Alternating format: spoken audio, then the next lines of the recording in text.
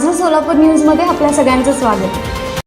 सोलापुरामध्ये काही दिवसांपासून सोरेगाव जल शुद्धीकरण केंद्रातून पुरवठा होणाऱ्या पाण्याला जरा फिकट पिवळसर रंग येत असल्याने या पाण्याची तसेच उजनी धरणातील टाकळी इंटरकेबल जलशुद्धीकरण केंद्र, कंझ्युमर एंड व मलनिस्सारण केंद्र STP येथील पाण्याचे नमुने गुणवत्ता तपासणीसाठी नागपूर येथील राष्ट्रीय पर्यावरण अभियांत्रिकी संशोधन या संस्थेकडे पाठविण्यात आले आहेत।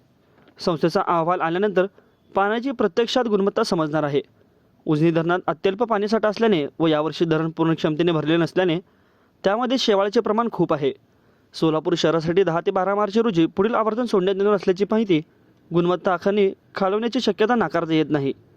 खबरदारी म्हणून 2 व 3 मार्च रोजी उजनी धरणातील टाकळी इंटरकेबल जलशुद्धीकरण केंद्र, कंझ्युमर एंड व STP या सर्व ठिकाणांचे पाण्याचे नमुने तपासणीसाठी NERI या संस्थेकडे पाठवण्यात आले आहेत। NERI या संस्थेतील शास्त्रज्ञांनी सर्व ठिकाणाचे पाणी तपासून सोलापूर शहरात होणारे पाणी पिण्यायोग्य असल्याचे प्राथमिकदृष्ट्या सांगितले आहे। नागरिकांनी हे पाणी उकळून प्यावे तसेच गाळून प्यावे असं आवाहन त्यांनी केले आहे।